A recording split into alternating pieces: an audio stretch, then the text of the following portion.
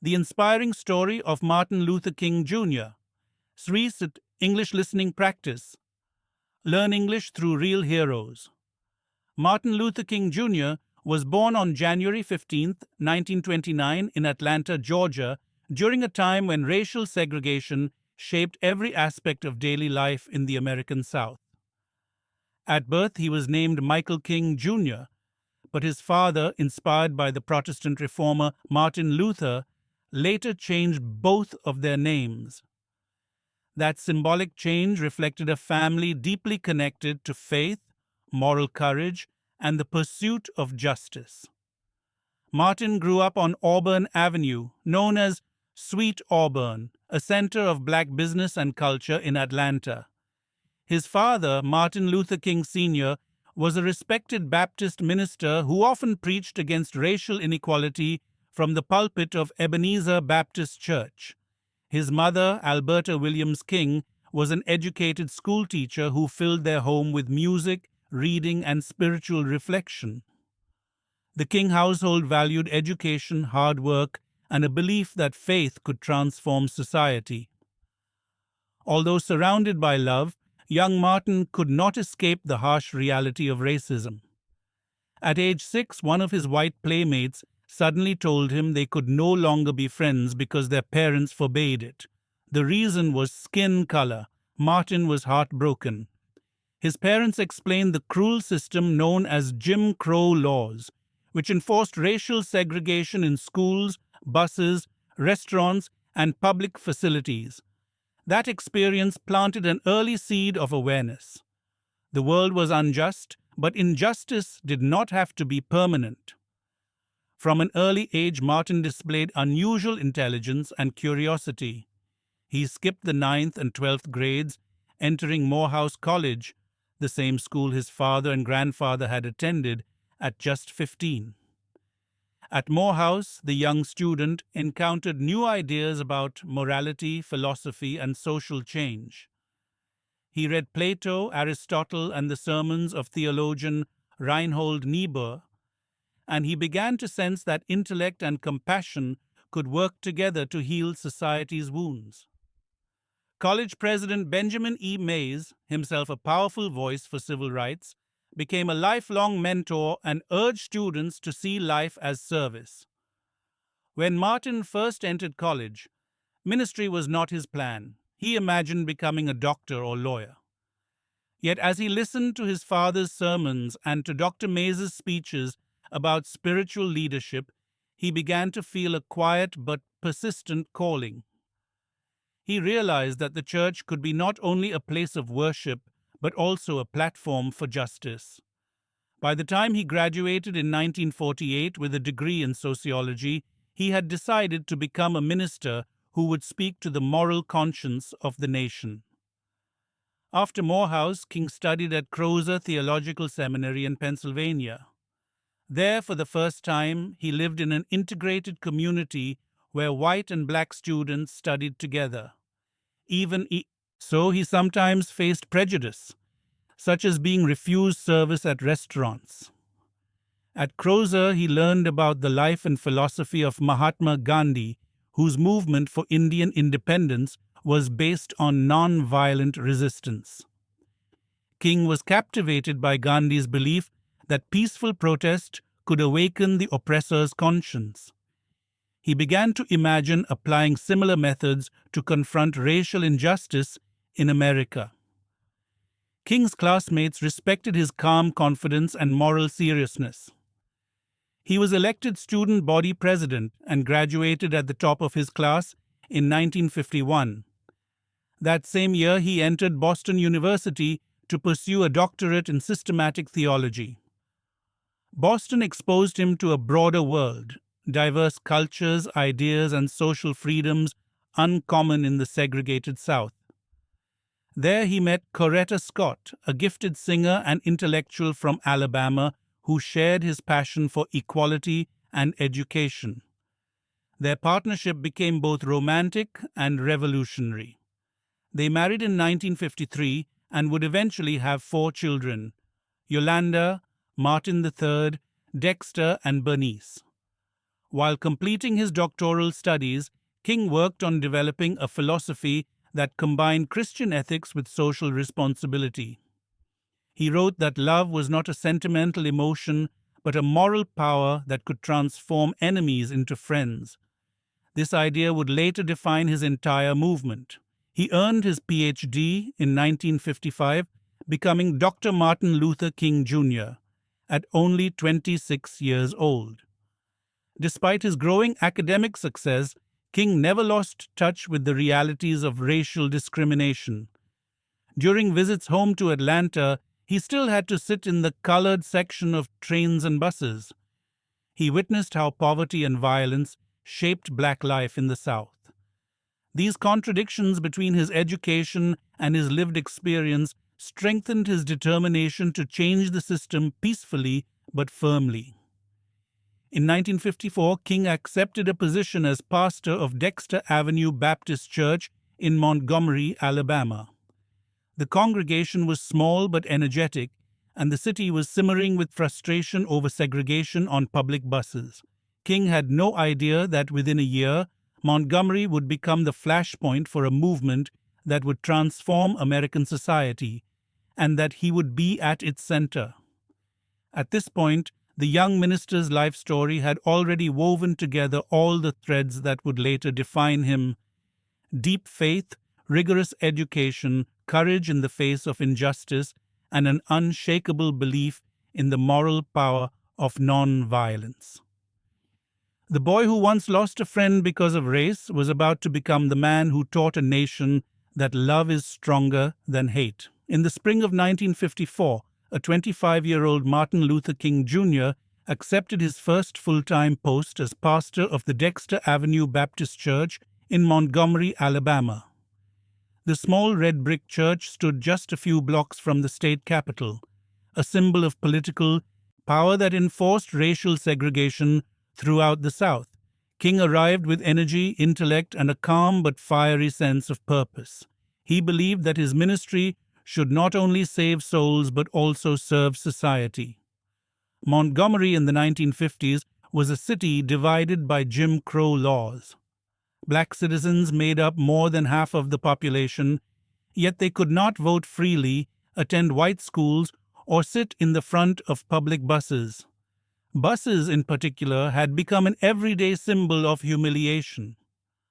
The first 10 seats were reserved for white passengers. Black passengers were forced to sit in the back or stand even when seats remained empty. For years, the black community had quietly protested this injustice, but little changed. Then, on December 1st, 1955, something remarkable happened that would shake the city and the entire nation. That afternoon, a 42-year-old seamstress named Rosa Parks boarded a Montgomery bus after finishing her work at a local department store. She sat in the first row of the section designated for black passengers. As the bus filled, white passengers boarded, and the driver ordered Parks and 3 others to stand so that white passengers could sit. The others obeyed. Parks refused. She simply said, "No." Her quiet defiance led to her arrest for violating segregation laws.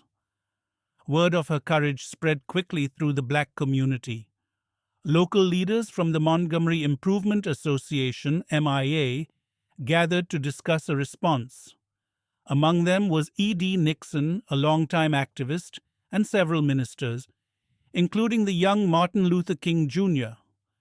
Because of his reputation for integrity and eloquence, King was chosen to lead the movement. That evening, he reluctantly agreed. "If we are wrong," he told them, "then justice is a lie." The next morning, the city awoke to an extraordinary sight: empty buses. On December 5, 1955, the Montgomery bus boycott began. Tens of thousands of black residents refused to ride the buses, walking miles to work, school, and church. Some shared car rides, others organized community carpools. King's Church became the meeting ground where volunteers coordinated routes and drivers. Despite police harassment, people persevered. That night, more than 5,000 supporters packed Holt Street Baptist Church to hear their new leader speak. Standing before the crowd, King's voice was steady but passionate. There comes a time when people get tired of being trampled by the iron feet of oppression. We are not wrong in what we are doing. If we are wrong, the Supreme Court is wrong. If we are wrong, the Bible is wrong. If we are wrong, God Almighty is wrong. The crowd erupted in applause. Many described the speech as electric, a moment when fear turned into faith. King urged everyone to maintain discipline and nonviolence. We must meet hate with love. That single idea, love as a weapon stronger than hate, became the moral foundation of the entire civil rights movement. The boycott quickly drew national attention. Newspapers across America published photographs of Montgomery's empty buses and long lines of people walking in the rain. Some white citizens were outraged. King's home was bombed while his wife and baby daughter were inside. Miraculously, they were unharmed. That night, as neighbors gathered outside ready to retaliate, King stood on his porch and pleaded with them, "Don't strike back, love your enemies, do not become what we despise." His words calmed the crowd. Reporters later wrote that this moment transformed King from a local pastor into a national moral voice. The city fought back with arrests and intimidation. Police ticketed carpool drivers for trivial violations. King himself was arrested in January 1956 for driving 30 miles per hour in a 25-mile zone, a clear act of harassment. During his brief time in jail, he prayed and reflected on the meaning of sacrifice. He realized that freedom always carries a price, and he was willing to pay it. Despite threats and fatigue, the movement endured for 381 days. Churches became transportation centers, volunteers repaired tires and engines, women cooked meals for walkers. The boycott's strength came from ordinary people who refused to give up. A domestic worker named Georgia Gilmore sold cakes to raise money for gas. An elderly woman walked 12 miles every day, saying, "My feet are tired, but my soul is rested." Finally, on November 13, 1956, the U.S. Supreme Court ruled that segregation on public buses was unconstitutional. On December 21st, after a full year of resistance, Martin Luther King Jr. and Rosa Parks rode together on an integrated bus. The long walk to freedom had taken its first successful step. The Montgomery bus boycott became a blueprint for peaceful protest. It proved that disciplined nonviolent resistance could challenge deeply rooted injustice without bloodshed. It also revealed King's extraordinary leadership, his ability to speak with reason and compassion, to unite diverse groups, and to turn personal suffering into collective strength. But success brought new responsibilities. Reporters sought interviews, churches invited him to speak, enemies issued death threats. King's phone rang day and night, some calls filled with praise, others with hate. One night, exhausted and afraid, he bowed his head over a cup of coffee and whispered a prayer. "Lord, I am down here trying to do what is right, but I am weak. I am losing courage." He later wrote that he felt God's presence whisper back, "Stand up for righteousness. Stand up for truth. I will be with you." That moment renewed his strength. King realized his mission was larger than Montgomery. He envisioned a nationwide movement where nonviolence would be both a strategy and a moral way of life. By 1957, the success of the boycott led to the creation of the Southern Christian Leadership Conference, SCLC, with King as its first president. Its purpose? To coordinate civil rights actions across the South. From that platform, King began traveling from city to city, preaching the gospel of love and justice. The Montgomery victory did not end segregation, but it cracked its foundations. More importantly, It awakened millions of Americans, black and white alike, to the possibility of peaceful change. The young preacher from Georgia had become the moral compass of a generation. He had discovered the power of organized faith, disciplined courage, and the relentless pursuit of justice through peace. When asked years later what gave him the courage to lead, King replied simply, "I just tried to do God's will." By the early 1960s, Martin Luther King Jr. had become the most recognized voice of the civil rights movement in America. The Montgomery bus boycott had made him a national figure, but King knew the struggle for justice was far from over. Across the southern United States, racial segregation and discrimination were still enforced by local laws and violent traditions. Black Americans continued to be denied the right to vote, attend equal schools, or enjoy public facilities on the same terms as white citizens. After Montgomery, King and other civil rights leaders established the Southern Christian Leadership Conference, SCLC. Its mission was to organize nonviolent protests across the South. Rather than acting alone, King believed the movement needed to be strategic, coordinated, and deeply rooted in Christian principles. His message was simple but revolutionary. Injustice anywhere is a threat to justice everywhere. The road to Birmingham. In 1963, the SCLC turned its attention to Birmingham, Alabama, one of the most racially divided cities in the United States. Birmingham's police chief, Eugene Bull Connor, was notorious for his brutal treatment of black citizens. Segregation was strictly enforced in restaurants, schools, public parks, and even drinking fountains. For years, local activists had tried and failed to make progress. King believed Birmingham could be the turning point. The SCLC partnered with local leaders, including Reverend Fred Shuttlesworth, to launch what became known as the Birmingham Campaign.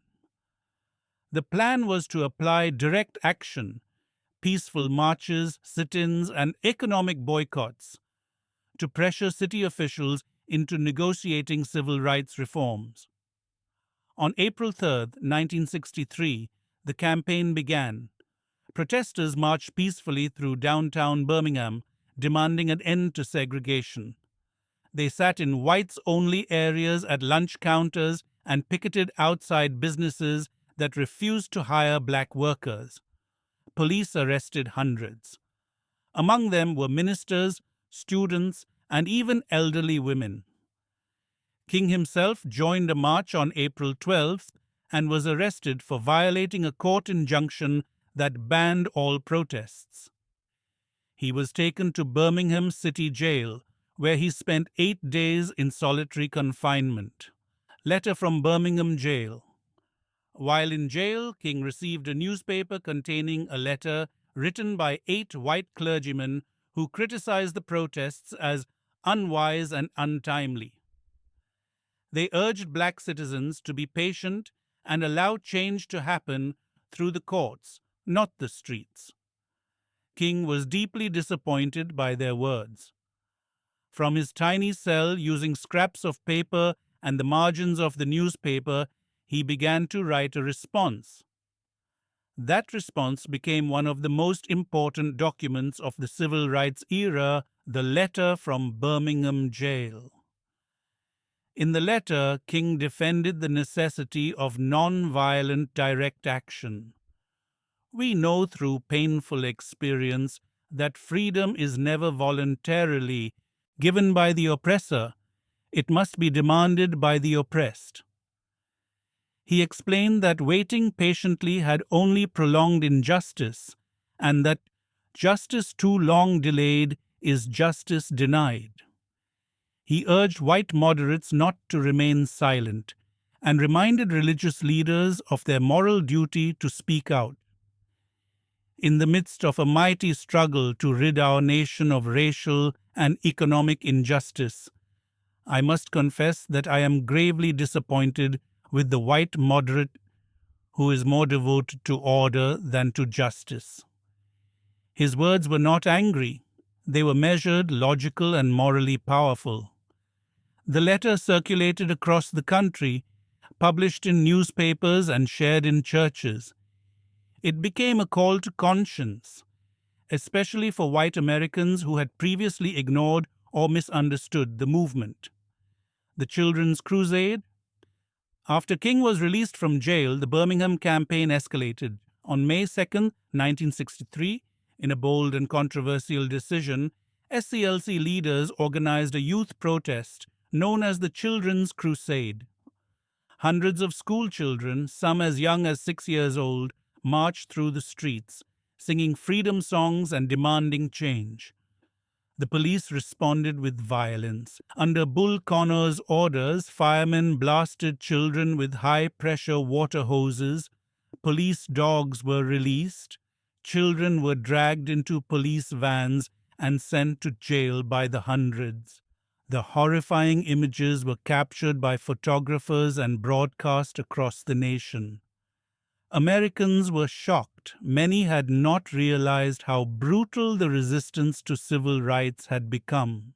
King and his allies had always known that media exposure would play a crucial role in changing public opinion. These images met scenes of innocent children being attacked while peacefully marching forced the country to confront its own conscience. Even President John F. Kennedy could not ignore what was happening. Within weeks, city officials agreed to begin desegregation in Birmingham.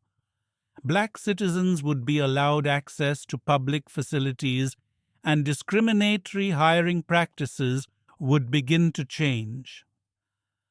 The Birmingham campaign had won a symbolic and strategic victory, and the movement grew stronger. From Birmingham to the nation, King now realized that the movement needed to take its message beyond the South. The next logical step was a national demonstration, one that would gather people from all races, regions, and religions to speak with one voice for equality. That plan became the March on Washington for Jobs and Freedom, scheduled for August 28, 1963. It would become one of the largest political rallies in American history. But before the march, King faced personal trials. His leadership was often criticized. Some activists believed his approach was too cautious, while others felt it was too aggressive. He received death threats daily. His family needed constant protection. Still, he pressed forward. By the summer of 1963, the civil rights movement had reached a decisive moment. In cities across the American South, peaceful protests had drawn attention to racial injustice, police brutality, and economic inequality. Martin Luther King Jr. and his fellow leaders from the Southern Christian Leadership Conference, SCLC, had helped organize nonviolent campaigns in Montgomery, Birmingham, and other cities. Now it was time to take the movement to the national stage, to the very center of political power. Washington, D.C., the goal was bold: to organize a massive gathering that would demonstrate national support for civil rights legislation and economic justice. Civil rights leaders believed that showing unity, strength, and dignity in the nation's capital could push Congress and the president to act. Thus, the idea for the March on Washington for Jobs and Freedom was born. The March on Washington was a collaborative effort among several civil rights organizations, including SCLC, Southern Christian Leadership Conference, led by King NAACP, National Association for the Advancement of Colored People, led by Roy Wilkins, SNCC, Student Nonviolent Coordinating Committee, led by John Lewis Core, Congress of Racial Equality, led by James Farmer National Urban League, led by Whitney Young, These groups had different strategies and ideologies, but they shared a common goal: to demand civil and economic rights for African Americans. The march was scheduled for August 28, 1963. Planning the march, organizing a demonstration of this size, was a huge challenge. Leaders worried about violence, transportation issues, and whether people would actually show up. They had less than 2 months to prepare. King and his team worked with Bayard Rustin, an experienced activist and organizer. Rustin coordinated the logistics, arranging buses, permits, food, sound systems, and volunteers. More than 250,000 people were expected to attend, including black and white Americans, union workers, students, clergy, and celebrities. Their message was clear and simple. We demand the passage of meaningful civil rights legislation. We demand an end to police brutality. We demand equal access to public education. We demand decent housing. We demand jobs and freedom. Now, as the date approached, people from across the country prepared to travel to Washington. Many had never left their home states before. Some churches raised funds to rent buses. Families packed meals for the long journey. People were not just attending a protest, they were becoming part of history. The day of the march. On the morning of August 28, 1963, tens of thousands of people flooded the streets of Washington, D.C. The weather was warm and sunny. Demonstrators carried signs with messages like, "Jobs not jail," "We shall overcome," and "End segregation now." There was a sense of excitement, hope, and unity in the air. People gathered in front of the Lincoln Memorial, the iconic monument to the president who had signed the Emancipation Proclamation 100 years earlier. The choice of this location was symbolic. It linked the struggle for civil rights in 1963 to the promise of freedom made in 1863. The crowd included students, laborers, ministers, nuns, veterans, and artists. Celebrities like Harry Belafonte, Joan Baez, Bob Dylan, and Mahalia Jackson performed or attended. Reporters and photographers from around the world covered the event live. The program included musical performances, prayers, and speeches from civil rights leaders. One of the most powerful came from John Lewis, a 23-year-old leader of SNCC, who passionately criticized the federal government's inaction. But the most anticipated moment came at the end of the program, the speech by Dr. Martin Luther King Jr. "I have a dream." As King stepped to the podium, the crowd fell silent. Standing in front of the towering statue of Lincoln, King began with a prepared speech. But as he spoke, gospel singer Mahalia Jackson, standing nearby, called out to him, "Tell them about the dream, Martin." Inspired, King shifted away from his script and began to speak from the heart. The next words he delivered became some of the most iconic in human history. "I say to you today, my friends, so even though we face the difficulties of today and tomorrow, I still have a dream. It is a dream deeply rooted in the American dream. I have a dream that one day this nation will rise up and live out the true meaning of its creed. We hold these truths to be self-evident, that all men are created equal." The crowd responded with cheers, tears, and applause. His voice rose with conviction as he painted a picture of a future without racism, a future where children would not be judged by the color of their skin, but by the content of their character. He imagined former slaves and slave owners sitting together at the table of brotherhood. He called for mountains of despair to become stones of hope, and he concluded with words that echoed like a national prayer. When we let freedom ring, we will be able to speed up that day when all of God's children, black men and white men, Jews and Gentiles, Protestants and Catholics, will be able to join hands and sing, "Free at last, free at last.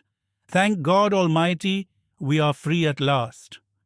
The speech lasted about 17 minutes. Its impact has lasted decades. The impact of the march. The March on Washington was a resounding success. More than 250,000 people attended peacefully, one of the largest political rallies in U.S. history. It showed the power of unity, the strength of nonviolence, and the importance of moral leadership. King's speech became a symbol of hope, progress, and patriotism. Television networks replayed it. Newspapers published it. School children memorized it. It moved not only black Americans, but millions of others across the country who had remained silent. Now they were inspired to speak. 1 year later, in 1964, Congress passed the Civil Rights Act, which outlawed segregation in public places and banned employment discrimination. In 1965, the Voting Rights Act followed, giving black citizens the full right to vote. The March on Washington was not the end of the struggle. There were still years of protests, violence, and sacrifice ahead, but it was a turning point. A moment when the nation saw what dignity, courage, and unity looked like. Dr. King had shown the world that words could be weapons of peace. His dream became a shared vision for generations to come. Following the triumph of the March on Washington in August 1963 and Martin Luther King Jr.'s iconic "I Have a Dream" speech, the civil rights movement stood at its most visible and hopeful moment. The nation had witnessed the power of nonviolent protest and had seen a peaceful interracial crowd demand justice in the shadow of the Lincoln Memorial.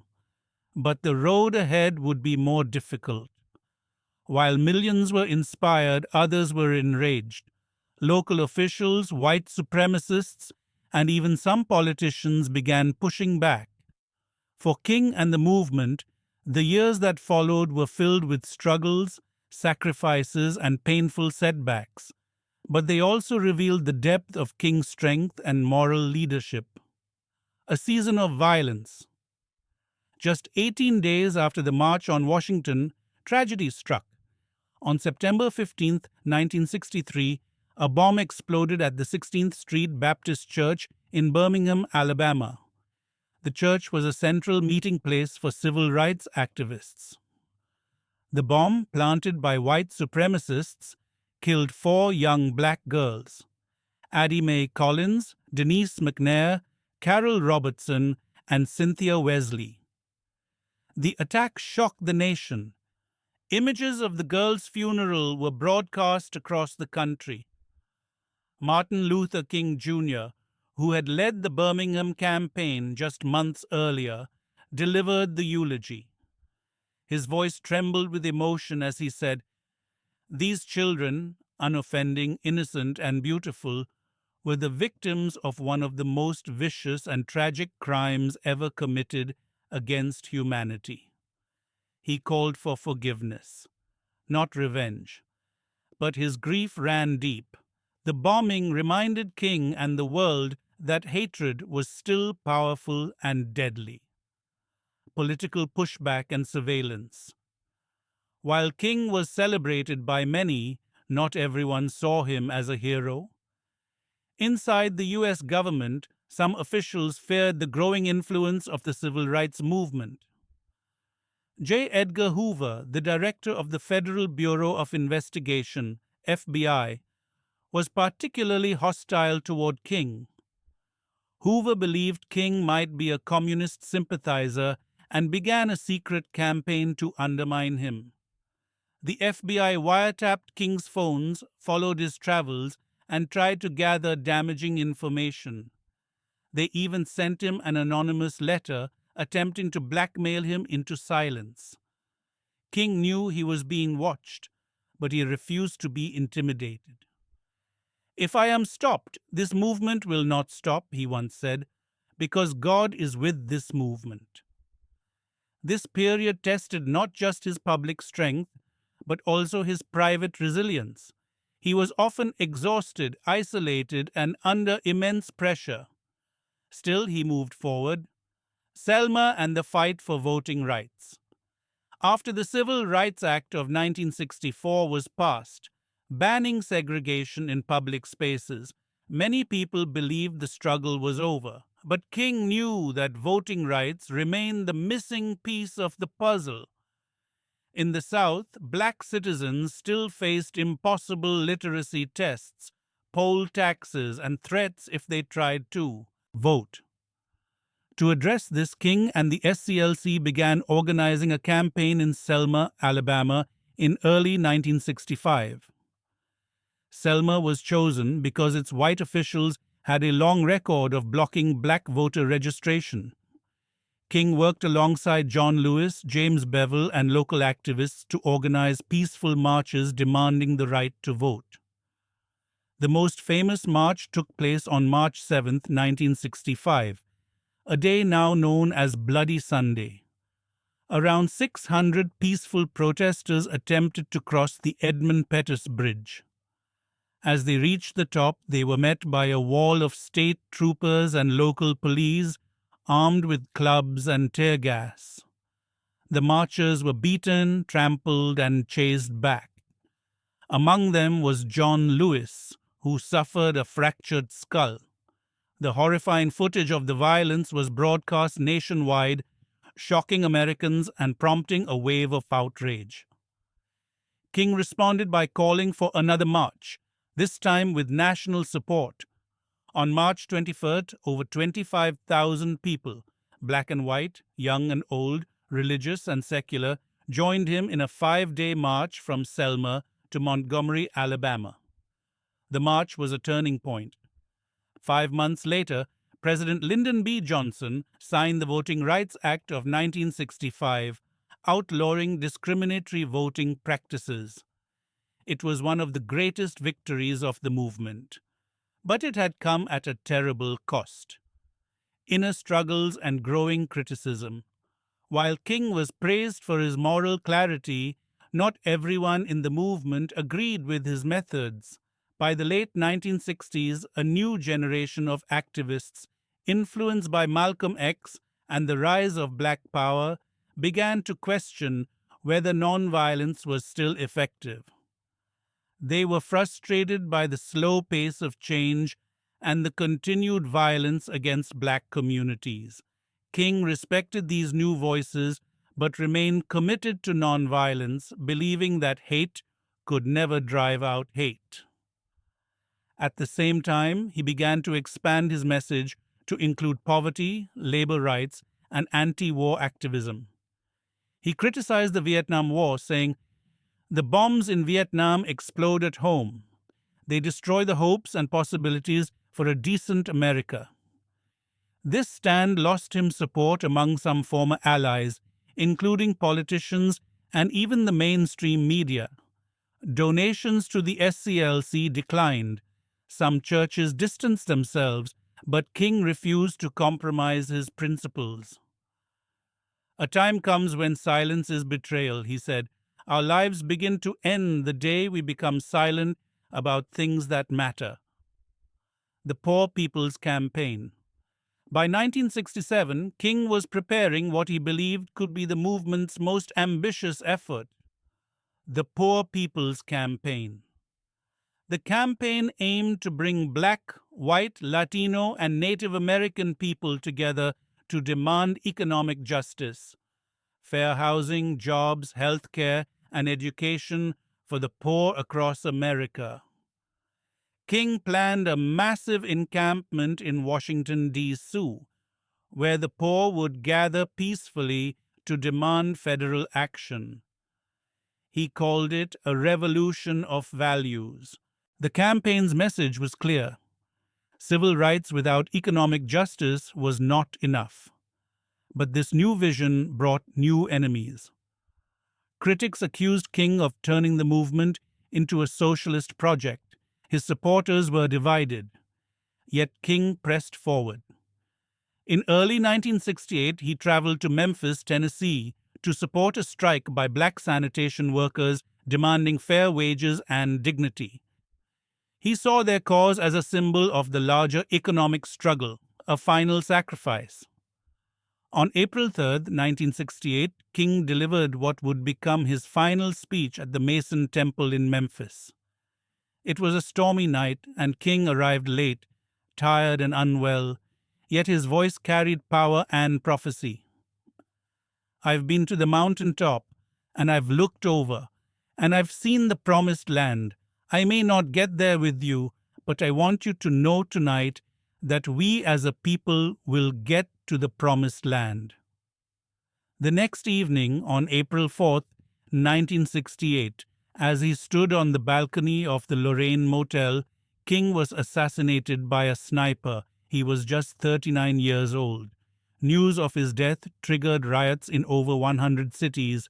Millions wept. The nation mourned the loss of a man who had become not only a leader, but a moral symbol of hope.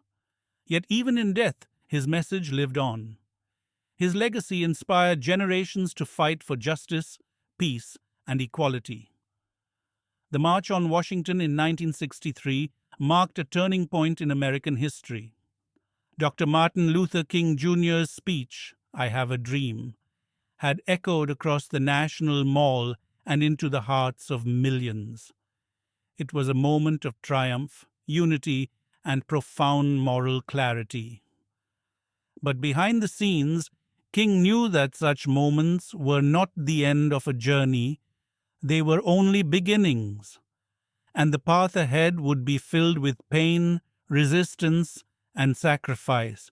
Within just weeks of the march's success, the civil rights movement was confronted with raw brutality that shattered the nation's fragile hope. On September 15, 1963, a bomb exploded at the 16th Street Baptist Church in Birmingham, Alabama. The church was a known meeting place for civil rights activists and a spiritual refuge for the local black community. The blast killed 4 young girls: Addie Mae Collins, 14, Denise McNair, 11, Carol Robertson, 14, and Cynthia Wesley, 14, as they were preparing for Sunday service. The attack was carried out by white supremacists, members of the Ku Klux Klan, furious at the momentum of the civil rights movement. The bombing was not just an act of hate, it was a message meant to terrify, silence, and halt the movement's progress. But it did not stop Martin Luther King Jr., though it wounded him deeply. At the memorial service, King delivered a heart-wrenching eulogy for the girls. Standing before the shattered families and a grieving community, his words carried sorrow and spiritual strength. These children, unoffending, innocent, and beautiful, were the victims of one of the most vicious and tragic crimes ever perpetrated against humanity. King's voice trembled with grief, yet he called for forgiveness, not vengeance. He urged the mourners to channel their pain into renewed commitment, not hatred. His message was as unwavering as ever. Nonviolence was the only path forward. Still, King knew that the world had changed that day. The civil rights movement had entered a new phase, one marked not just by marches and speeches, but by loss and bloodshed. Government eyes turn inward. While the public face of Martin Luther King Jr. was that of a preacher of peace, behind closed doors, powerful forces were working against him. One of the most significant was J. Edgar Hoover, director of the Federal Bureau of Investigation, FBI. Hoover viewed King as a threat, not just politically, but ideologically. The FBI falsely suspected King had ties to communism, and in 1963, They began a covert surveillance operation. His phones were wiretapped. His hotel rooms were bugged. FBI agents tracked his movements and collected private information in an attempt to discredit him both personally and publicly. In one chilling move, the FBI even sent King an anonymous letter accompanied by damaging recordings trying to pressure him into resignation, or worse. The letter suggested that King was a hypocrite and that he should take his own life before he was exposed. King shared the letter with close aides and chose to stand his ground. Despite the fear, humiliation, and emotional weight, he refused to abandon his mission. "If I am stopped, this movement will not stop," he declared. "If I fall, others will rise." This relentless pressure took a toll on his physical and mental health. He was often fatigued. He struggled with depression. He missed his children's milestones. But even in the face of state surveillance and targeted attacks, he continued to speak, travel, organize, and inspire. Selma and the right to vote. By 1965, King had turned his attention to one of the greatest remaining injustices in America: voter suppression. Although the Civil Rights Act of 1964 had outlawed segregation in public spaces, it had not ensured voting rights. In many southern states, black citizens still faced rigged literacy tests, discriminatory poll taxes, threats, and even violence when trying to register to vote. One of the worst examples was Selma, Alabama. In early 1965, King and the SCLC, along with local leaders like Amelia Boynton, James Bevel, and John Lewis, organized a campaign to highlight this injustice. The strategy: peaceful marches to draw national attention to the suppression of black voters. On March 7, 1965, approximately 600 peaceful demonstrators attempted to march from Selma to Montgomery. As they reached the Edmund Pettus Bridge, they were confronted by heavily armed state troopers and local law enforcement. Without warning, the officers charged. They beat the marchers with clubs, released tear gas, and trampled them with horses. Among the injured was John Lewis, whose skull was fractured. The event was broadcast across the country. Americans watching television that Sunday saw a peaceful protest turned into a violent nightmare. The images of bloodied heads, broken bones, and tearful cries shocked the conscience of the nation. The day became known as Bloody Sunday. By late 1964, Martin Luther King Jr. was not just a leader of the American civil rights movement, he had become a symbol of nonviolent resistance and moral leadership across the world. The victories of the early 1960s, including the Civil Rights Act of 1964, had been hard-won through marches, sit-ins, boycotts, and immense personal sacrifice. King's message had moved beyond black and white, beyond North and South. It had become a universal call to conscience. Then, in October 1964, came a moment that shocked even King himself. He was awarded the Nobel Peace Prize. The youngest peace laureate, at just 35 years old, Martin Luther King Jr. became the youngest person ever to receive the Nobel Peace Prize. The Nobel Committee in Oslo, Norway, recognized him for his non-violent struggle against racial inequality and his unwavering commitment to human dignity. When informed of the award, King said he accepted it with an abiding faith in America and an audacious faith in the future of mankind. He traveled to Norway in December 1964 with his wife, Coretta Scott King, and a small delegation. In his acceptance speech, he made it clear that the award was not a personal honor. It belonged to the movement. "I accept this award on behalf of a civil rights movement, which is moving with determination and a majestic scorn for risk and danger to establish a reign of freedom and a rule of justice. King's speech acknowledged the struggle still ahead. I believe that unarmed truth and unconditional love will have the final word in reality. The speech was broadcast around the world. People saw a young black preacher from the American South standing before kings, diplomats, and world leaders, not as a victim of racism, but as a global voice of peace. A shift in focus. Although deeply honored by the Nobel Prize, King returned to the U.S. with the knowledge that his mission was far from complete.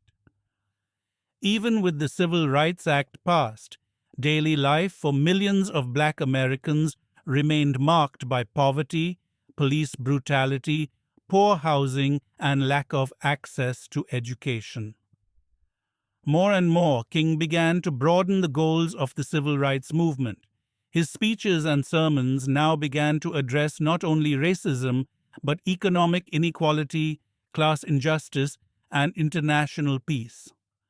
This evolution in his message made some people uncomfortable, even some of his former allies. King began to face growing criticism from both directions. White conservatives who believed he was stirring up trouble, and younger black activists who felt his nonviolent approach was outdated. King welcomed the tension. In fact, he believed it was necessary. There is nothing wrong with tension. We must learn to live with creative tension, speaking out against war. In 1967, as the Vietnam War escalated, King did something many civil rights leaders had advised against. He publicly condemned the war. In a powerful speech titled Beyond Vietnam, A Time to Break Silence, delivered at Riverside Church in New York City, King called the war a tragic betrayal of American values. He argued that the war disproportionately drafted and killed young black men. The money spent on bombs could have been used to fight poverty. A nation that promotes violence abroad cannot build justice at home. The greatest purveyor of violence in the world today is my own government, he declared. The backlash was swift and severe. Many newspapers condemned the speech. Donors withdrew funding from King's organization. Even some civil rights leaders distanced themselves, but King stood firm. He believed that silence in the face of injustice, any injustice, was a betrayal of his principles. A time comes when silence is betrayal, he said, and that time has come for us. The Poor People's Campaign.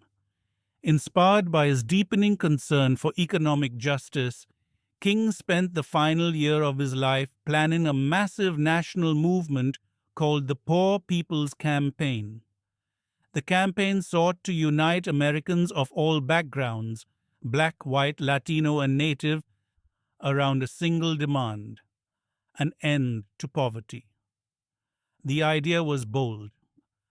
Thousands of poor people would come to Washington, D.C., set up an encampment, and remain there until the federal government responded with serious policy changes. Their demands included guaranteed employment or income, fair housing, better public education, healthcare access for all a living wage. King described the movement as a revolution of values. He argued that the U.S. needed to shift from being a society focused on things to one centered on people. We must rapidly begin the shift from a thing-oriented society to a person-oriented society, he said. Not everyone in his circle supported the idea. Some feared it would be too confrontational. Others worried it would divide the movement. King insisted it was the natural next step. What good is it to sit at an integrated lunch counter if you can't afford a hamburger? Memphis and the final days before the Poor People's Campaign could launch, King was called to Memphis, Tennessee in March 1968. There, black sanitation workers were on strike, demanding better wages and working conditions. Two of their co-workers had been crushed to death by faulty garbage trucks, and city officials refused to recognize the workers' union. King saw their struggle as a perfect symbol of the broader campaign: dignity, labor rights, and economic fairness. On April 3, 1968, King gave a speech at the Mason Temple in Memphis. Though he was tired and sick with a fever, he spoke with renewed passion. He seemed to sense the end was near. "We got some difficult days ahead, he said, "but it really doesn't matter with me now, because I've been to the mountain top and I've seen the promised land. I may not get there with you, but I want you to know tonight that we as a people will get to the promised land." The next evening, April 4th, 1968, King was shot and killed while standing on the balcony of the Lorraine Motel. He was 39 years old. In the spring of 1968, the United States stood at a crossroads. The war in Vietnam raged on. Cities were gripped by poverty, inequality, and unrest. Racial tensions remained high. Many civil rights laws had been passed, but true equality still felt distant for millions of Americans. In this moment of uncertainty and frustration, Martin Luther King Jr. was more than a leader. He was a moral compass, guiding the nation toward justice, peace, and compassion. But King himself was weary. Years of relentless travel, threats, arrests, and internal criticism had taken a toll on him. He often felt isolated. His family worried for his safety. His health suffered. Yet he refused to step back. "I must be faithful to my calling," he said. "The struggle is not over. My place is with the people who suffer." A new battle: economic justice. In the final year of his life, Dr. King began what he believed would be the most important mission of his career: the Poor People's Campaign. He had come to believe that the fight for civil rights could not end with legal equality. It had to extend to economic dignity, the right to housing, healthcare, education, and a living wage. He called poverty a national disgrace. He said that America had enough wealth to eliminate hunger and homelessness, but lacked the moral will. The Poor People's Campaign was not just for Black Americans. It was designed to unite poor white workers, Latino farm workers, Native Americans, and others suffering under the weight of systemic poverty. King envisioned thousands of people gathering in Washington, D.C., in a peaceful encampment to demand real change. He knew it would be risky, and he knew it would be controversial. But he believed it was necessary. True compassion is more than flinging a coin to a beggar, he preached. It understands that an edifice which produces beggars needs restructuring. Memphis, the final mission. In March 1968, King traveled to Memphis, Tennessee, to support a strike by black sanitation workers. The workers were underpaid, forced to work in dangerous conditions, and denied the dignity of union recognition. Two workers had recently been crushed to death in a garbage truck, and the city's refusal to improve safety triggered mass outrage. The strikers carried signs that read, "I am a man," a bold demand for recognition of their humanity. King saw the strike as a reflection of the national crisis of poverty and injustice. Though his advisors urged him to focus on the upcoming Poor People's Campaign, King insisted on going to Memphis. He believed that solidarity with working people was central to his cause. His first march in Memphis ended in chaos. Violence broke out when some participants broke from nonviolence, and King was devastated. Determined to make things right, he returned on April 3rd to deliver a final message of hope and resilience. "I've been to the mountaintop." That night, Dr. King spoke at the Mason Temple Church of God in Christ. The weather was stormy, and many believed he wouldn't attend. But when he arrived, tired and hoarse, he delivered what many consider his most prophetic speech. He reminded the audience that the road to justice was long, filled with threats and suffering, but that victory was certain if they remained committed to love and non-violence. Then, near the end of the speech, his tone shifted. He spoke as if he foresaw his own death. "Well, I don't know what will happen now. We've got some difficult days ahead, but it really doesn't matter with me now, because I've been to the mountaintop, and I don't mind. Like anybody, I would like to live a long life, but I'm not concerned about that now. I just want to do God's will. And He's allowed me to go up to the mountain, and I've looked over, and I've seen the promised land. I may not get there with you, but I want you to know tonight that we, as a people, will get to the promised land." The audience rose in thunderous applause. Some wept, others prayed. It would be the last speech he ever gave. April 4th, 1968. The assassination.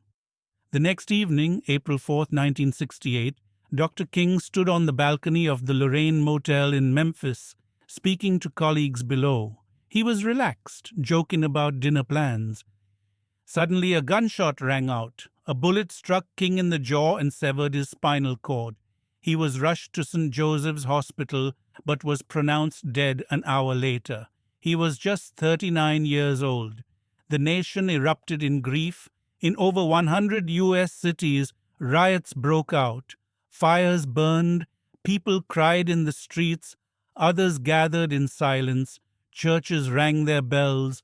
Schools held memorial services. The country was in mourning, not just for the man, but for what his death represented, a legacy that lives on. Martin Luther King Jr. left behind no fortune, no elected office, no military title. Only words, sacrifice, and a powerful moral vision.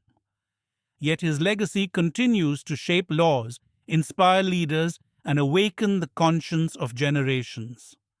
Within days of his death, President Lyndon B. Johnson signed the Fair Housing Act of 1968, prohibiting discrimination in housing, one of the many causes King had championed. His teachings of non-violence, love in the face of hatred, and justice through peaceful resistance have influenced movements around the world. From South Africa to India, from climate activism to refugee rights. In 1983, President Ronald Reagan signed a law declaring Martin Luther King Jr. Day a national holiday, observed each year on the third Monday in January. Today, King's speeches are taught in schools. His name graces streets, schools, and monuments. His words are quoted by presidents and protesters alike. But more than all that, King's legacy lives in the ongoing struggle for justice, in every person who stands up against hate, in every community that chooses peace over violence, and in every voice that dares to say injustice anywhere is a threat to justice everywhere.